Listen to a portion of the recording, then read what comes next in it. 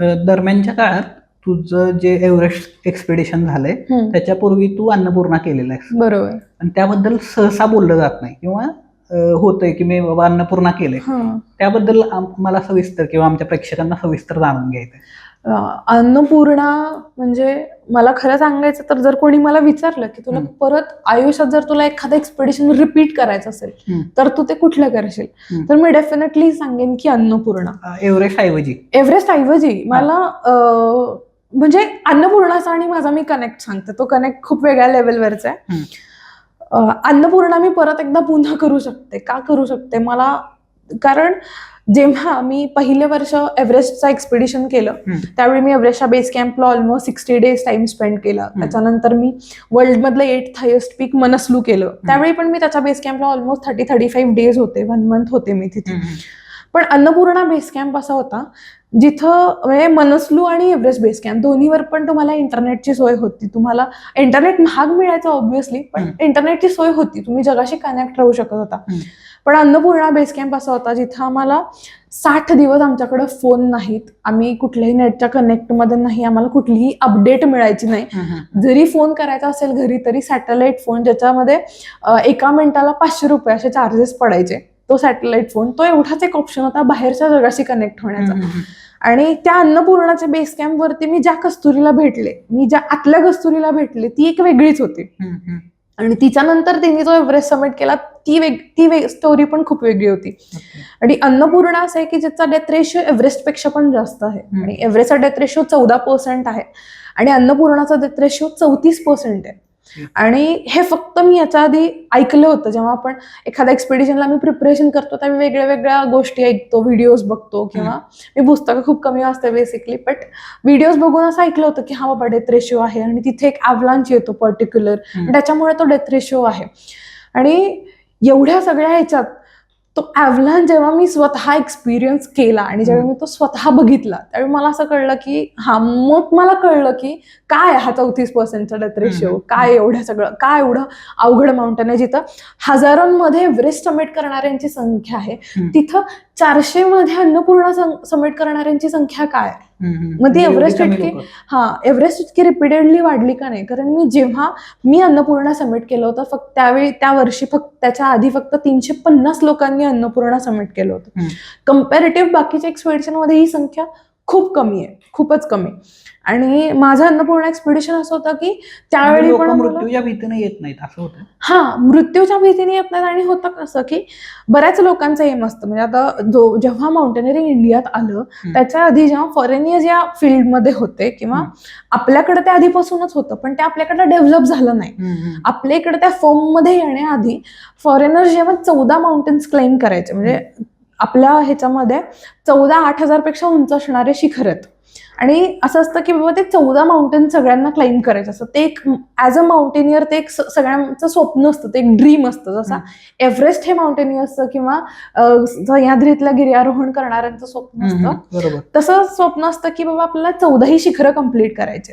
तर आजपर्यंतच्या रेकॉर्डमध्ये बघितलं गेलेलं अशी सगळ्यात मोठी गोष्ट म्हणजे जर क्रिस्टीन हॅरेला आणि निर्मल पूजा यांचे रेकॉर्ड सोडले तर प्रत्येक क्लाइंबरनी माउंट अन्नपूर्णा हे सगळ्यात शेवटचं एक्सपिडिशन ठेवलेलं आहे. आणि त्याच्यामध्ये मगचं रिझन असं की बाबा चला डेथ झाली तरी नावावर 13 तरी आहेत. हा कुठेतरी त्यावेळी क्लाइम करण्याचा माइंड रेशिओ, एवढी भीती आहे.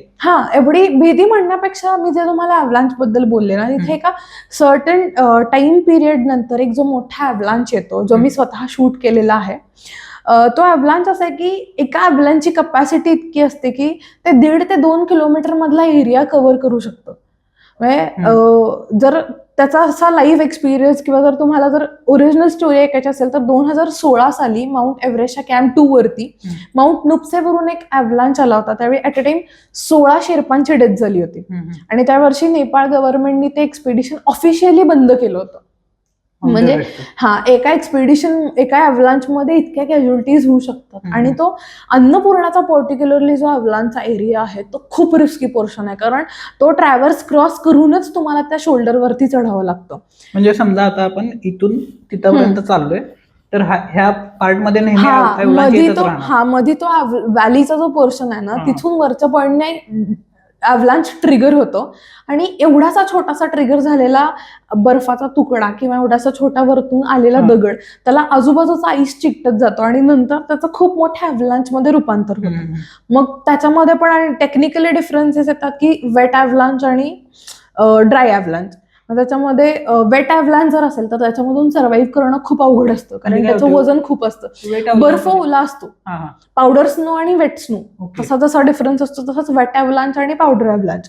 त्या स्नोफॉलमध्ये तो जेव्हा वेट स्नोफॉल होतो जेव्हा त्याच्यामध्ये मॉइश्चर कंटेंट जास्त असतं त्यावेळी त्याचं प्रेशर, त्याचा हेवीनेस आणि त्याचं प्रेशर खूप असतं. तसंच वेट अवलांच जेव्हा येतो त्यावेळी तुम्हाला त्याच्यामधून बाहेर पडणं, अवलांच मध्ये अडकून त्याच्यामधून बाहेर पडणं खूप अवघड जातं आणि जितक्या जवळ तुम्ही त्या अवलांच प्रोन एरियामध्ये असाल तितके मोठे मोठे बोल्डर्स पण पडतात. आणि असं होतं की वरतून एवढासा पडलेला बोल्डर पण तुमचं हेल्मेट फोडून तुमच्या डोक्याला इंजुरी करू शकतं कारण त्याच्यावरती ग्रॅव्हिटी ऍक्ट होते, बाकी सगळ्या सायंटिफिकल गोष्टी ऍक्ट होतात, त्यामुळे त्याचं स्पीड वाढतं आणि तिथं हेल्मेट वापरावं लागतं. हा, कंपल्सरी त्या पोर्शन मध्ये हेल्मेट वापरावं लागतं. सिक्युरिटी, पार्ट ऑफ सिक्युरिटी याच्यासाठी. मधला तुझा एक्सपिरियन्स कसा होता? अवलांच मधला माझा एक्सपिरियन्स सुपर्ब होता. म्हणजे काय झालं की अवलांचच्या पुढे असं फुटबॉल ग्राउंड आहे नाही का, असं पूर्ण फ्लॅट प्लॅट्यू आहे आणि त्याच्यावरून माझी जी टीम होती ती पुढची टीम खूप बरीचशी पुढे निघून गेली होती. त्यांनी अवलांच प्रोन एरिया क्रॉस करून ते खाली उतरले होते. माझ्या मागचे जे लोक होते ते त्या शोल्डरवरून खाली येत होते. म्हणजे कुठे आता असा जो अवलांच येतोय त्या अवलांचच्या कडे साईडला होते ते सगळं रोप बांधून. ते रोप फिक्सिंग केलेलं असतं आणि रोप फिक्सिंग करूनच आम्ही डिसेंड आणि असेंड करतो बऱ्याच वेळेला, प्रत्येक वेळेला ऑलमोस्ट 8,000 साठी तरी असंच होतं. आणखीन मी त्या मधल्या पोर्शन मध्ये मी आपली एकटी चालत होते कारण समिट झालं होतं आणि समिट झाल्यानंतर कंटिन्युअस 27 तास चालून बॉडी एक्स्ट्रीम एक्झॉस्ट होते कारण तुम्हाला खूप लवकर डिसेंड करायचा असतो समिट झाल्यानंतर. कारण वरती तुम्ही डेथ झोन मध्ये खूप वेळ राहू शकत नाही कारण ऑक्सिजन सिलेंडर्सची कमतरता असेल किंवा त्याचं कॅल्क्युलेशन असेल, बऱ्याच गोष्टींचं टेक्निकल कॅल्क्युलेशन असतं त्यामुळं. आणि मी खूप निवांत चालत होते कारण तेवढा अंगात जीव पण राहिला नव्हता आणि मला मागून खूप जोरात आवाज आला. मग मागून आवाज आल्यानंतर सगळ्यात पहिलं काम मी म्हटलं, मग मी मागं वळून बघितलं की मला कळलं नाही नक्की काय झालं आणि नंतर बघितल्यानंतर कळालं की अवलांच ट्रिगर झालाय.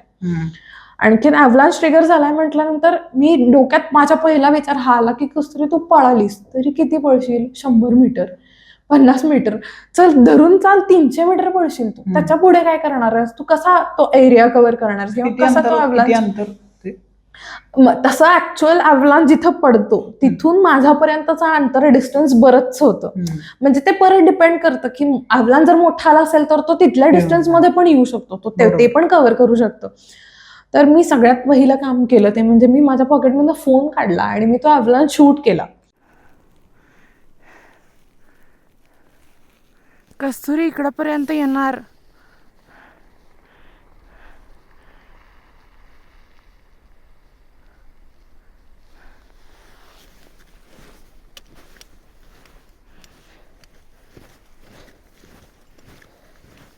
भागो भागो भागो.